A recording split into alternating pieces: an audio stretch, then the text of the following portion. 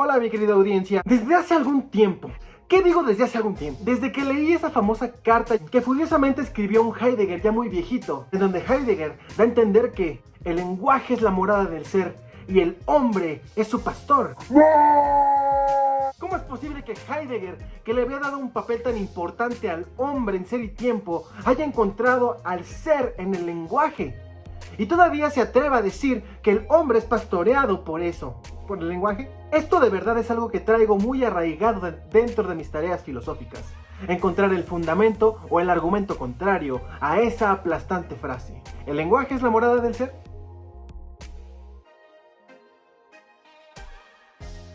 Empecemos por descifrar qué es el lenguaje. El lenguaje es un medio de comunicación entre los seres humanos a través de signos orales y escritos que poseen un significado.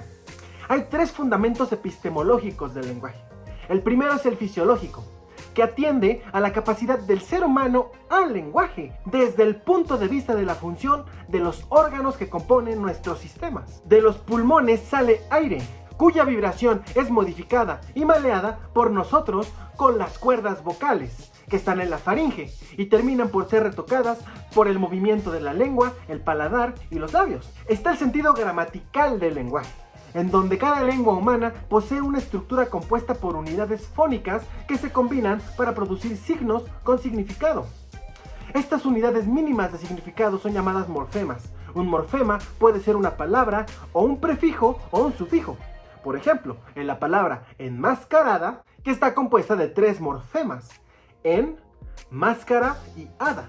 Y la gramática continúa con la clasificación de las palabras en categorías léxicas, que son el sujeto y el predicado, y algunos otros elementos. El último sentido epistemológico del lenguaje es el semántico, que es el estudio de los aspectos que le dan significado a esa relación de sonidos que componen los signos, es decir, un morfema o una palabra. Y es importante porque el significado de las palabras es algo que comparten los sujetos que emplean esa lengua, o en el caso del sentido de esa frase de Heidegger, esa lengua nos emplea. Y bueno, abordo este tema justamente porque en un principio me causa conflicto que la lengua sea la morada del ser. En primera instancia, porque la gramática es un conocimiento, y parto de la idea de que un sujeto no nace con conocimiento. Un sujeto nace llorando, inconsciente del dolor que está sufriendo su existencia. Un sujeto no nace con conciencia como para plantearse adquirir conocimiento. Yo creo que es necesario ser consciente, por ejemplo, para adquirir el lenguaje, y es necesario ir a la escuela para someter al lenguaje al análisis epistemológico gramatical y convertirlo en un conocimiento. Pero, ¿qué pasa cuando se analiza el lenguaje desde un punto de vista fisiológico? El ser humano es algo raro, en comparación con nuestros primos cercanos y lejanos, pertenecientes a la clase de los mamíferos. O sea, todos los mamíferos tienen el hocico delante de la cabeza, y sobresale y se separa del cerebro. Nosotros tenemos rostros chatos. A pesar de estar narizones, estamos chatos a comparación de un perro o un chimpancé. Y esto hace que nuestra laringe esté situada muy abajo en el cuello y que nuestra faringe sea muy larga. Eso nos pone en una desventaja. Una faringe larga y poderosa, como la de nuestros primos los chimpancés, hace que no sea problema para ellos atragantarse. Para nosotros atragantarnos es algo fatal. Sin embargo, como Darwin explicó, hay órganos que han perdido eficacia en el desempeño de una función, pero que adquieren una nueva que llega a ser más importante para la supervivencia que la falta de la función anterior. Y es justamente en esa faringe alargada en donde reside el denominado aparato fonador, compuesto por las cuerdas vocales. Esas 5 vocales, esos 5 sonidos que son capaces de emitir nuestros aparatos fonadores, es algo súper raro. O sea, es algo exclusivo del ser humano. No hay ninguna otra especie que logre emitir tantos sonidos. O sea, 5 vocales son suficientes para emitir todo el rico mundo de signos y significados que representa el lenguaje. En este caso, el español con 5 vocales. Y luego está la semántica, el rico abanico de significados que puede tener una misma estructura gramatical, y el fenómeno humano comunicacional que representa. O sea, puede que el lenguaje sí sea algo que configure al ser. O sea, ese misterioso origen del lenguaje está sumamente relacionado con el misterioso origen del ser humano. Como propone Hegel en la fenomenología del espíritu, misma a la cual ya le hice un video, el origen del ser humano es el origen de las relaciones humanas. Y las relaciones humanas solamente son posibles con el entendimiento mutuo que se da a través de un mecanismo de comunicación como lo puede ser el lenguaje. El lenguaje como conocimiento gramático no puede ser la morada del ser. Sin embargo, piénselo. Todos los signos orales, las letras y caracteres, todos esos signos, todos esos dibujos y sonidos que han salido de nuestras bocas y de nuestras mentes a través de nuestras peculiares fisionomías en el lenguaje, planteado como un fenómeno más orgánico, propio de la especie humana, sí es factible que pueda ser un lugar en donde se encuentre el ser.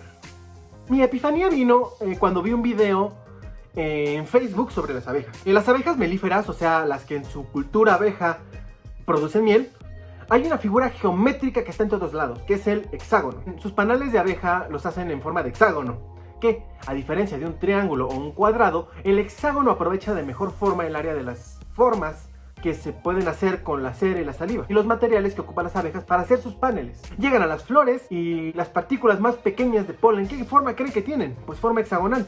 Las patitas de las abejas microscópicamente tienen una forma hexagonal, así como la selección natural talló la forma de nuestros cerebros y de nuestra faringe para permitir la comunicación, pues las abejas las llevó a tener las características hexagonales que tienen para cumplir su función que tienen en la vida, que no es darnos miel. Sí, muy rica su miel y todo, y es hasta medicinal para nosotros, pero la función principal de las abejas para el medio ambiente es la de polinizar. Llevan en su cuerpecito el polen de flor en flor, ese polen que ya no necesitan, y gracias a eso las flores se reproducen. Y lo que me parece fascinante es la forma del hexágono. Si las abejas tuvieran un ser, que yo creo que sí lo tienen, porque las abejas son, independientemente de que sepamos o no si tienen conciencia o si la entendamos propiamente.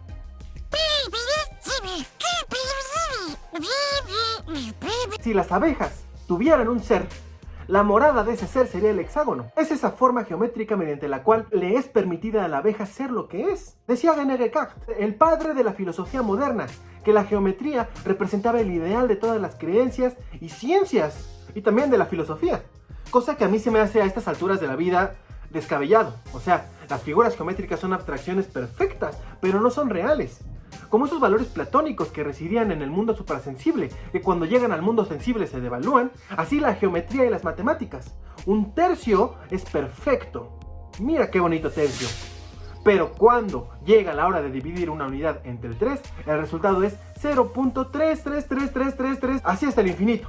Y es imposible alcanzar la perfección matemática o geométrica o platónica de la realidad. Pero lo que sí creo es que el ser humano imita a la naturaleza. El humano le da forma abstracta al mundo, porque el mundo, la naturaleza, es caos, es entropía, es complejidad, pero funciona.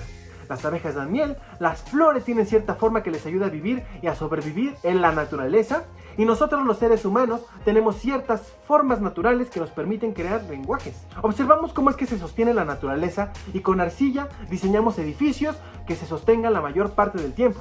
Si las abejas hacen paneles y miel para guardar y alimentar a sus crías y a la abeja reina, y si en el camino hacen una importantísima función de polinización en las flores, y si todo eso que hacen directa e indirectamente lo hacen gracias a la presencia de la figura del hexágono, entonces para las abejas el hexágono es la morada del ser.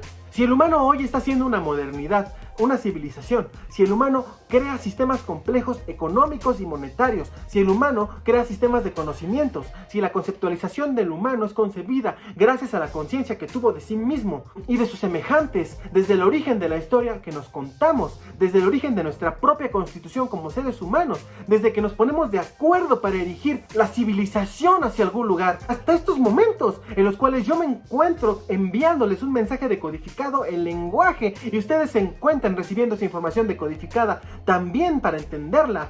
Al final, kantianamente, son nuestras sensibilidades a la naturaleza las que nos permiten construir las categorías de la realidad. ¿Y cómo es que entendemos esas sensibilidades? ¿Y cómo es que entendemos nuestras ideas, emociones y pensamientos? Pues con el lenguaje. La gramática es ese puente entre los pensamientos e ideas hacia el lenguaje que los transmite. El lenguaje sí puede ser la morada del ser, y encontrar el lugar en donde radica el ser nos acerca muchísimo a eso que estamos buscando, que es al ser. Suscríbete por favor si es que tienes la curiosidad de saber a dónde llego con esta pregunta. Y muchas gracias de antemano por llegar hasta aquí, por acompañarme en todo este debraye. Comenta por favor tú qué opinas, hacia dónde se dirigen tus creencias y tus ideas. No te pierdas mi blog en WordPress, en donde profundizo en muchas de las ideas y temas planteados en los videos. Nuevamente muchas gracias, suscríbete, dale click a la campanita, dale like al video si te gustó. Apóyame en Patreon, encontrarás el link en la descripción. Con tu apoyo me ayudarás a seguir en este viaje a través de las ideas y de la filosofía. Me ayudarás a embarrar la filosofía en el barro del internet. Recuerda que estás en Praxis Enmascarada, en donde se hace filosofía pura y dura y nos hacemos la fundamental pregunta por el ser. ¡Hasta la próxima!